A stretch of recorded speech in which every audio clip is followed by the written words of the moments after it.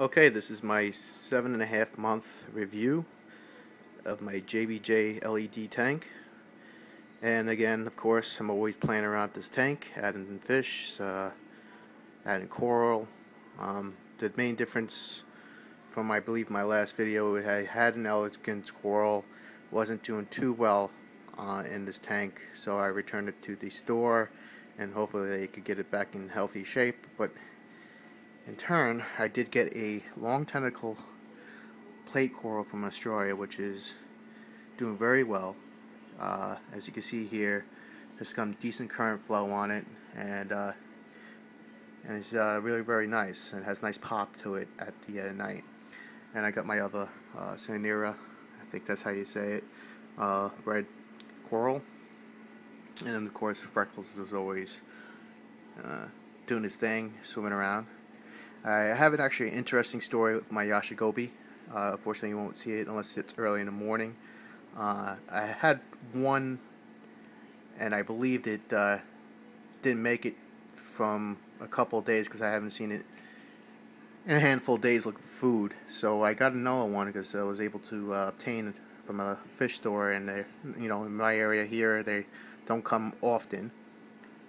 And what happened was, about a week ago, the guy popped his head out for the first time in 3 weeks. So I didn't know I had two yasha gobies, and I thought they were going to fight. But then I looked up online and realized I had a male and a female. She actually went in the hole where there's a pistol shrimp in there, and she paired up with him and the male, and they've been having burrows throughout this whole tank, which I can't really see from this phone, but they're doing very well, and she comes out every morning for food.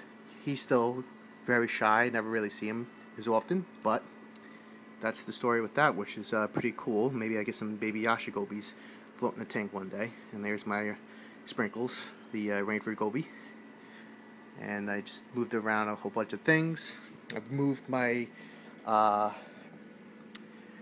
purple plume sea fan because it wasn't really getting too much light there, so some pieces was dying off, as you can see there, but it's coming back. So now it's in fully light and has some movement to it. The sponge is still, of course, growing. There's my fire shrimp red doing its thing, and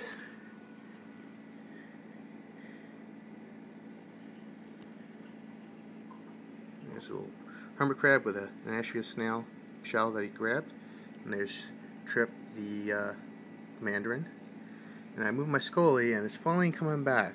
I don't know if you remember in my other videos, it was bleached a little bit, but it's really getting color back to it, and it's doing real good over here. And I have a little feather duster that's on his rock that he's on, and he's doing very well. So where I moved my sea fan, there are some pieces that actually got onto the light rock, which is, as you can see very closely, it's growing on it. And then I got a couple pieces over here that's on the back of the wall from that sea fan. So maybe I get a little extension from there. Of course, my little clownfish is doing well in the background. Move some sun coral so they have some space. And this pulsing xenia is just a ridiculous coral. I mean, a little frag, very small. It's exploded in about 6 months, and my wife loves it because of the action again. And here my dendro. There's the second head that's growing really big, and there's a little tiny third one that's growing now. So it started off with one, now I got 3 heads, and there's Jacques, the cleaner shrimp. And there's my acan. Here's Goofy, the clown goby. And there's James Bond, the tuxedo urchin. Here's my porcelain crab hanging out in the maxima carpet anemone.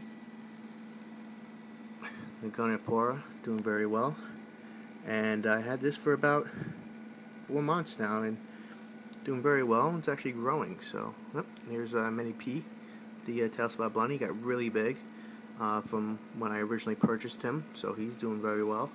Always have a fat stomach, which is a good sign, and everybody gets along in this tank. I mean, on head count, I got 14 fish, but no one bothers each other. They get all along. And the hang-on back skimmer that I purchased, which highly recommend compared to the Tons 9002, which I'll do an individual review on it because I don't have seen a couple reviews on it, but I could actually do a comparison from the 9002 versus the Aquamaxx here, as you can see, which is just cleaned this morning, but it really does get some good skin rate out of this tank, and which is needed because of the bioload I have on this tank in particular. Also, another shocking thing I found is I actually had a sexy shrimp at one time, and I thought the fire shrimp got at him because he's a little aggressive, but I don't know if I could get a good picture of. I found him 3 weeks later in my refugium. I'll move the sponge here that I use as a filtration, and a nice little home for my amphipods and isopods and copypods. They like hanging in between this sponge. Fortunately, I can't get a good view, but the sexy shrimp is actually in there, and I have live rock there, some snails to keep the Cheeto doing very well there. So here's another different thing that happened in my tank, and something new.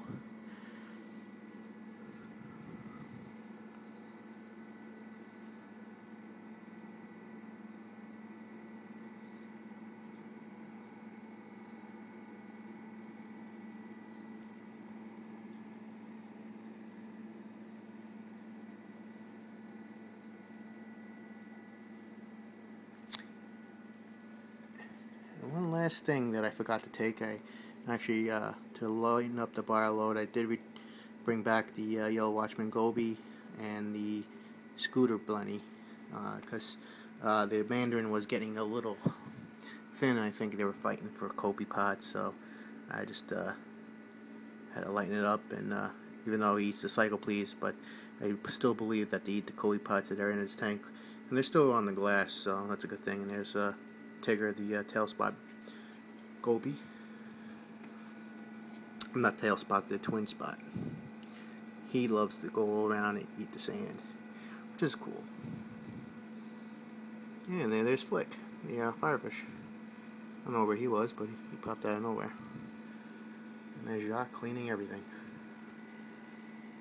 So, tank's doing very well.